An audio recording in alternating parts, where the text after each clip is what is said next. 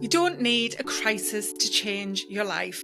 If you've been pushing through brain fog, patchy sleep, emotional mood swings, the 3 p.m. slump, telling yourself, it's just a phase, I'll sort it soon.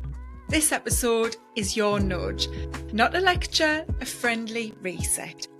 World Menopause Day is the 18th of October, and this year's theme is lifestyle medicine, which sounds fancy, maybe a little bit different, but really it's the small daily things that help you feel like you again. Not perfectly, but consistently. Today I'll show you how I use my reset framework to make lifestyle medicine simple and doable in real life. Minimums, not perfection. So let's get into the episode. Welcome back to Women's Health Unwrapped. I'm Nicola Farndell, coach, speaker, and your midlife wing woman who believes women deserve more than firefighting. Yes, we do. If you're new here, I mix real talk with practical steps so you can rebuild energy, confidence, and self-trust, especially through perimenopause and menopause and all the other things that midlife throws at us. With World Menopause Day landing, as I said, on Saturday, 18th of October, and October itself being a month of menopause awareness, I wanted a short and more intimate episode this week, like a voice note from a friend, shall we say, to explain what lifestyle medicine actually means and how to use it without turning your life into a spreadsheet, even though I do love spreadsheets, and when I worked at Nike, I was known as the Excel queen. So let's start by painting you a picture. Imagine that it's a Tuesday afternoon, a perfectly normal Tuesday. You slept okay-ish, woke up a couple of times, went to the loo, couldn't get back to sleep at 3 a.m. You wake up a little bit grumpy, but shrug it off. I can have a coffee, get myself pulled round. Work day starts fast. The morning already has been 100 mile an hour. Getting the kids maybe ready for school, having a shower, putting your makeup on, driving to work, sitting in traffic. Lunch is maybe coffee number 2 and a snack at your desk because you're so busy. That inbox is ramping up very rapidly. So you keep going. By 3 p.m, the fog rolls in. Feel like you could do with a bit of a nap.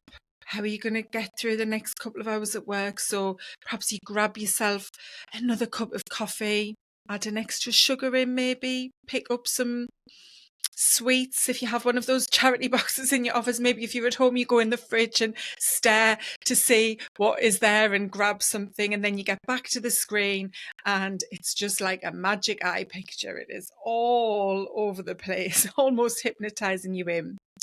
And then the evening comes and it's more chores at home, sorting dinner out, and by 9 p.m. you're shattered and wired. Then the guilt comes in. Why can't I be like everyone else? Why am I not able to be in control? Why can't I just get a grip? Why can't I be one of those people who feel so energized and positive and, springs around the office on an afternoon? But listen to this. You're not broken, and you're not less worthy than anybody else. You're just carrying a lot, and your habits are trying their best with the signals they're getting. And that's what I want to explore more in this episode, habits and the power that they have. So let's start with what lifestyle medicine is, because I love, in fact, that it is the focus for this year's menopause awareness theme. But I think it's something that many of us can feel is a little bit fluffy and a little bit, or actually a lot more complex than what it is in reality. But what it's simply saying is, what if we send better signals through the way we move our body, through the food that we eat, what we drink, the sleep that we have, how we handle and respond to stress, connection, the basics we know are in, all of our lives that help us to survive, but doing those basics in a kinder, more strategic way. So if you want a one-liner, lifestyle medicine uses everyday behaviours. How you move, eat, sleep, manage stress and connect to prevent and manage symptoms now and protect long-term health later. It's evidence-based, but more importantly, it's livable. And I really want to just kind of pause here on what I've said there about preventing and managing symptoms, but also protecting long-term health, because that is what I am all about. I want you to have as long a health span as you can. I think we all consider and hope that we're going to live a long number of years, that we'll grow old gracefully, shall we say, and that we're here for as long as possible. But we don't often put our attention and thought to how well we live those years that we are still here in this body, breathing and alive. And yes, we want to feel strong and well and thrive through menopause, but what we do to enable that to happen is very much going to also impact our health longer term, our health span. That's the number of years that we live healthy for. So this isn't fluff and nonsense, or fluff and, should we say, something that's kind of, oh, well, it might work, and oh, what's the point in those few little things? This is going to make a difference, I promise you, to how you feel and live now, but more importantly, I think, how you live in your future. And of course, I think it pairs really beautifully with medical care, which for many women is HRT. Now, this isn't an either or, as in I'll either have HRT or I'll go down the lifestyle route. For some women, that will be the choice, but it's not one that has to be made that way. It can be both, so it can be and, if you choose that. HRT can be powerful. Lifestyle is the ground it stands on, always. And I think that's why this theme is so important and why it's been chosen as the theme for World Menopause Day in 2025. So I'll start with why it has been chosen, sharing the formal aspect, if you like. So the International Menopause Society, the IMS, have released a 2025 white paper which focuses on the importance of lifestyle principles in empowering women to embrace the menopausal transition and optimise health and well-being into menopause. And this paper addresses the 6 pillars of lifestyle medicine: healthy eating, physical activity, mental well-being, minimising harmful substances, restorative sleep, and healthy relationships. They're the 6 pillars of lifestyle medicine included. And it looked into how they may apply to menopause health. And the new white paper pinpoints the unique opportunity to proactively include lifestyle medicine as a promising non-pharmacological intervention in menopause care. And alongside this, some other research that came to light, I think it might have been the end of 2024, was a paper published by Zoe Science and Nutrition and their team of scientists, which looked into how menopause affects metabolism, sleep and diet. And according to Dr. Kate Birmingham, a postdoctoral researcher at King's College London and the first study author, she shared that small diet and lifestyle changes have the potential to make a big difference to how women manage their symptoms and improve this transition. And Professor Sarah Berry, who was also part of the team pulling together this research, shared that the good news is that what you eat may partially reduce the unfavourable health impacts of menopause, either directly by reducing inflammation and blood sugar spikes, or indirectly by altering the microbiome, that's your gut microbiome, to a more favourable composition. And in that research, there's lots of exciting evidence starting to be shared about the impact to symptoms. They have specific stats in there as to what reduction in symptoms like brain fog, insomnia, even weight gain, what those participants of the study found. And I think alongside that, we're starting to see other research come out, especially around exercise and resistance training, along with nutrition And some of those other pillars, it's very new research, but we are starting to see it being invested in, although it's a slow process. But that kind of research is why it has been chosen as the focus for this year's menopause awareness. But what I wanted to talk about is this lens. Lifestyle medicine is relevant because midlife is a crossroads. Hormones are shifting, bodies are speaking up, and the choices we make each day start to compound, for better or worse. This is the moment to trade firefighting for foundations. Think about that. Trading, firefighting, that's reacting, responding, trying to put the flames out, trying to get control. But if you've ever seen a fire, on TV or real life, then it can very rapidly take a life of its own and be difficult to get back control of. So think about that versus foundations.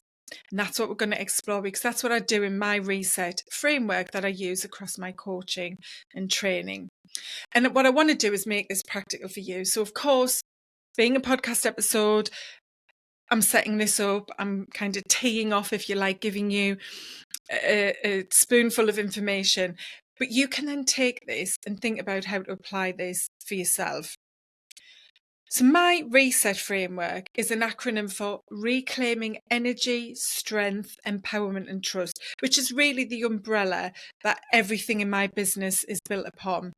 I want women to reclaim, so to take back. And I think for many midlife women, that's possibly a first as an adult, or perhaps since young adulthood, that they, last felt in control of their life. So reclaiming energy. We all want more energy, don't we? Strength. And I'm not just talking about those biceps and our physical muscles and strength in that perspective. I'm talking about mental strength, resilience, emotional strength. And empowerment, which, I love empowerment. I think we all, as women, need to feel empowered in whatever sense that means for you.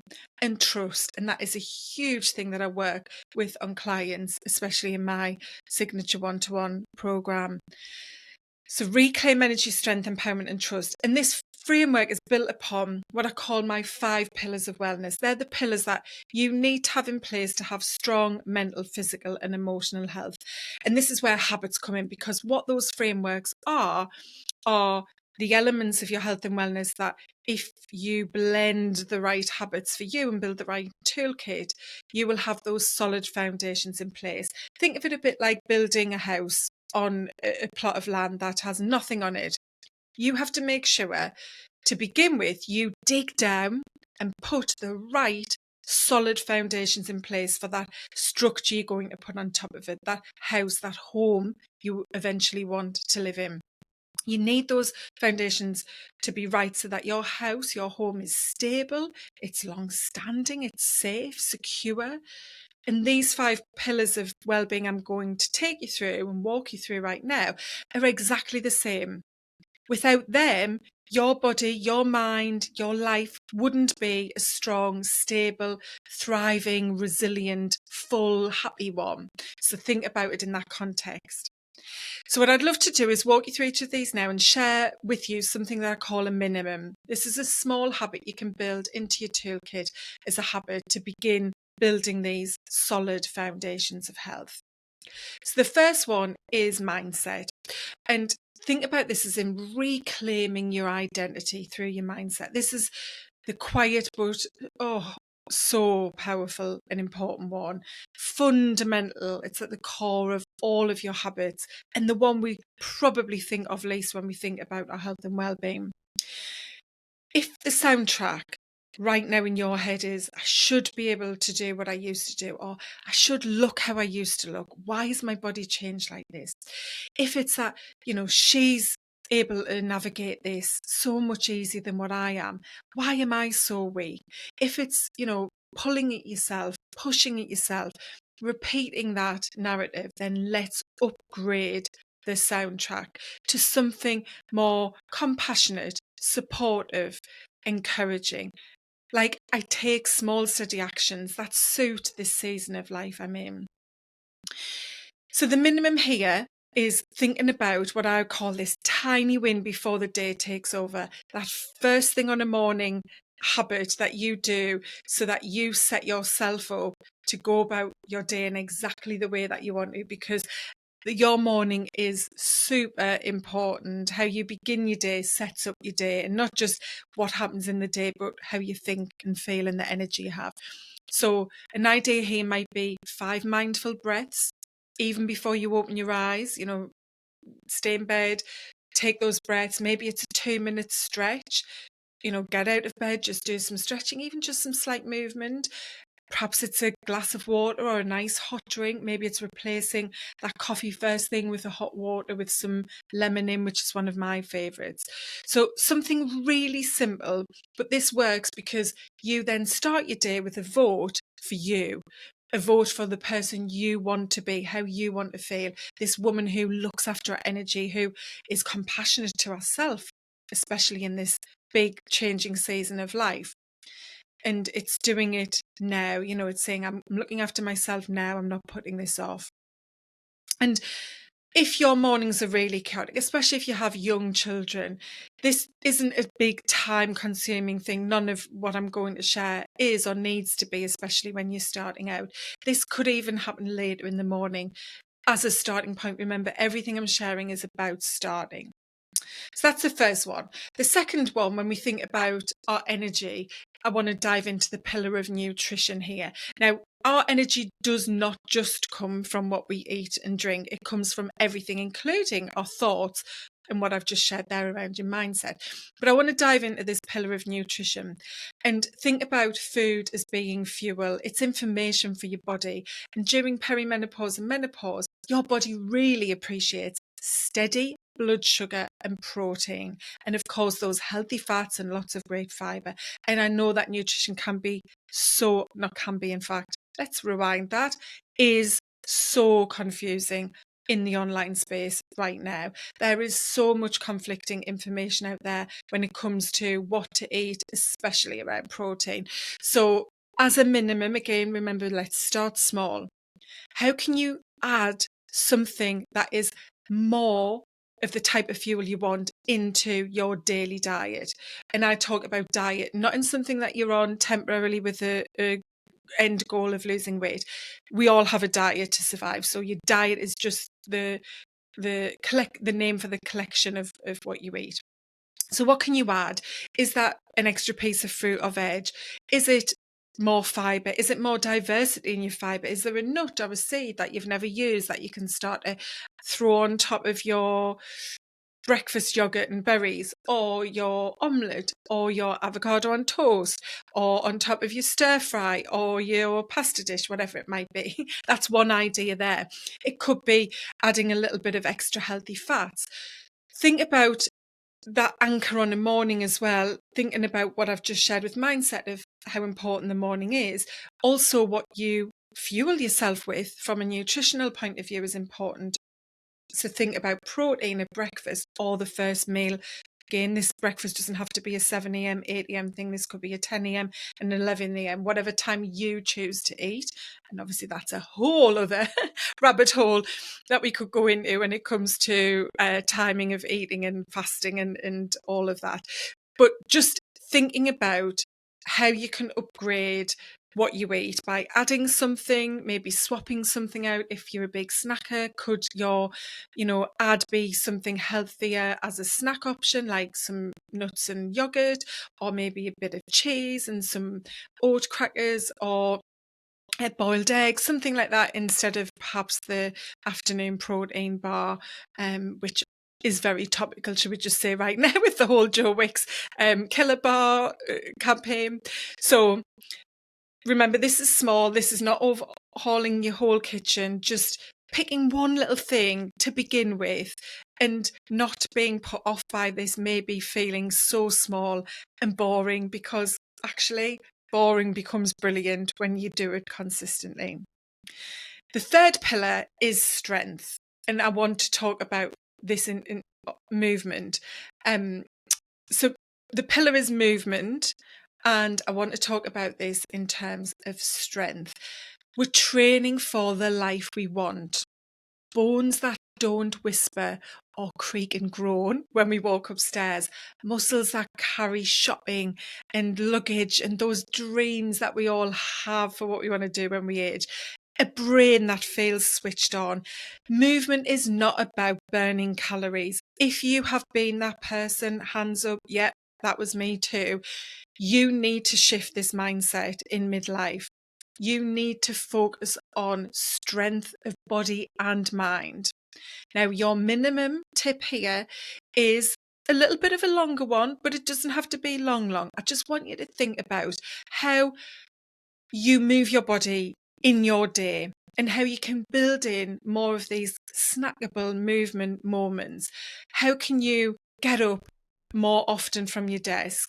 How can you perhaps, take 10 squats when you go to the loo or go to make a cuppa or grab a glass of water or before a meeting or something like that, especially if you're at home and you've got that luxury of doing it wherever nobody can see you. How can you get out for those tiny little walks and just get your body moving? You don't need a gym for this, and you don't need to identify as somebody who, works out and is a gym bunny. This is about an identity of movement, just moving to give yourself strength in a future that you will thank yourself for. Now, of course, strength training, I absolutely advocate. Even if you can just do 5 minutes once or twice a week, if you are right at the beginning of building this as a habit, think about, that perhaps is the minimum rather than targeting those 3 60-minute workouts in a gym every week and being so off put by it that you don't even get started. Remember minimums, being kind, friendly, realistic to yourself. So the fourth pillar is around sleep. And this fits in with my empowerment piece of the reset framework. When you sleep well and have had the rest and recovery that you need, you will be able to step into your own presence and power, because sleep touches everything: mood, memory, cravings, patience, how you process what you eat, how you deal with stress. It is so important. And this isn't about nailing a perfect 8 hours to feel better. 7 to 8 is cited as being an ideal amount of sleep to have.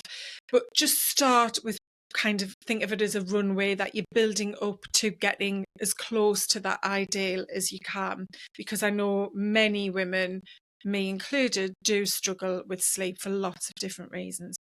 And think about the runway to good sleep being your bedtime routine. What can you do before bed? Can you even just start this 5 minutes earlier wind down of making sure you're off your screen, perhaps stretching, perhaps journaling, maybe verbally practicing some gratitude if you have a partner at home who you can share that with before bed.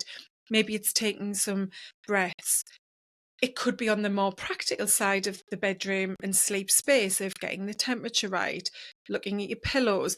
What's that minimum thing you could do to just make sure the runway to getting a good night's sleep, i.e. your bedtime routine, is really, set up to help optimize good sleep? And just, I think with this, we can all focus on perfectionism and feel like we're failing when we don't get good sleep, and maybe even not trying because we know our evenings are so busy, and it's like, well, how am I going to create this perfect bedtime routine? And of course, we've all seen those people on Instagram or TikTok sharing what the perfect one looks like. Perfect is your version of perfect. Perfect might just be that 5 minutes earlier up the stairs to wind down, so you're not just, rushing up and switching the lights off and getting into bed and expecting to sleep straight away. Perfectionism ruins sleep. So just aim for a bit more restful and a bit more comforting maybe than yesterday, as in you're more prepared because of the choices you've made on that runway. And then the fifth pillar is stress. And this is where we reduce that background home. We reduce perhaps the regular fight or flight space that we're occupying because of how we respond and the fast-paced life and world that we're in. Remember, you're human and we are living in this really fast-paced world. You're not a machine. Your nervous system needs pockets of calm and it needs connection as well. I think that's really important, especially when we look at what drives a lot of stress in this modern world. So your minimum here is a 60-second downshift. This can be done anywhere, and this is just about taking a breath to pause, to come into yourself, connect with your body, with your mind as well. And this can be really simple. You can do it anywhere, in a meeting, if you're commuting and you're feeling the stress while you're waiting to pick the kids up from school, maybe out for a walk, in the kitchen prepping dinner. But because of how you can do this, you can do it around other people without it being noticeable. And sometimes the places and times we need this downshift are when we're surrounded by other people, perhaps at work or in some other community situation. So simply inhale for 4 through your nose and exhale for 6. The exhale is longer than the inhale, so that it helps to calm and bring us back down into our parasympathetic nervous system. Do that 5-6 times maybe. It's just that 60-second downshift. Exhale through your nose if you can, or if you want to do this discreetly. And think about where else you feel your stress rising and could take this 60-second pause in your life. Maybe it's also, if you're in a space where you can do this, putting a hand on your heart as you take those breaths. And then at the end of the few deep inhales and exhales, you just think of something that you're grateful for. It's these micro moments that can really change your baseline. We all know going to a spa for the day is amazing. I mean, who doesn't love that? I do. But that's not something that is going to help you manage and navigate and reduce the impact of stress on a longer term. It really is these small micro habits.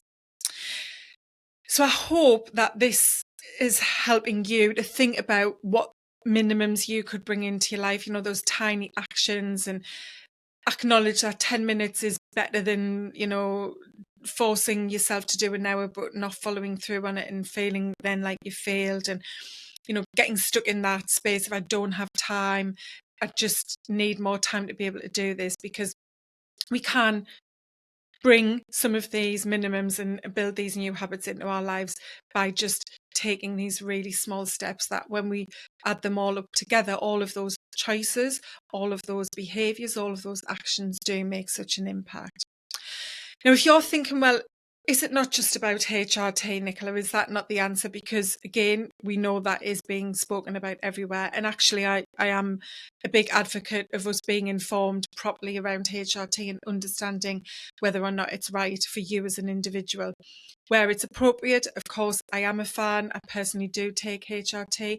But HRT isn't a magic bullet. It's not going to just, fix the menopause, so to speak. Lifestyle is still your daily scaffolding, if you like. It's, remember those foundations, we have these solid foundations, and then how you live every day is the scaffolding that keeps your mind, body, everything about you the way that you want it to be. So even with HRT, your habits are what decides your energy, mood, sleep, and certainly your long-term health. And as the evidence is now showing us all of this, and why this year's theme is lifestyle medicine, that's why your habits, how you live, your lifestyle, that's what it is ultimately down to. So if you want to start simple, now I'm all about taking action. Here's your 7-day reset, right? Pick one of those pillars: mindset, movement, nutrition, sleep, or stress, and just pick a minimum for one of those, okay? If you want to go all in, if you're competitive, pick a minimum for all 5 so that you have 5 of them, and repeat them for a week. But just start with one minimum. It might just be that 5 breaths for a minute before you open your inbox every morning or before you go into a meeting. It might just be choosing to try a new nut or seed or vegetable and build that into a meal over the next week. It could just be getting up from your desk a little bit more often during the day.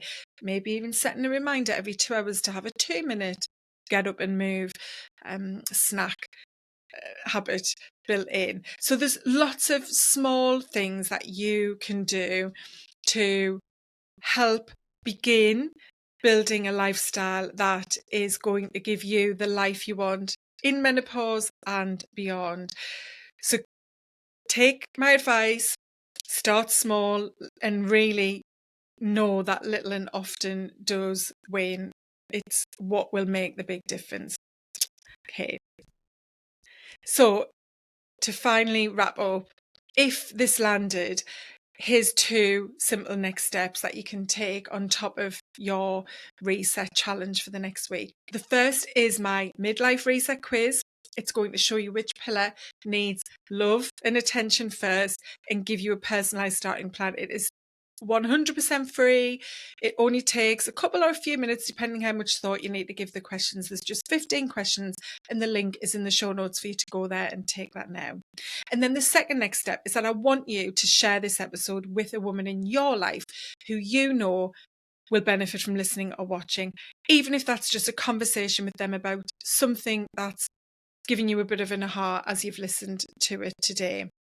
And then, because it's World Menopause Day, make a World Menopause Day pledge to yourself. Simple, 1 sentence, because I'm all about minimums. Say something like, this week I will, and whatever your minimum is, and then share it on social media. Instagram's my favourite place to hang out, or LinkedIn. Share it on your stories, tag me so I can cheer you on. This week I will take a breath before I open my inbox every morning. This week, I will get up and move from my desk more often through the day.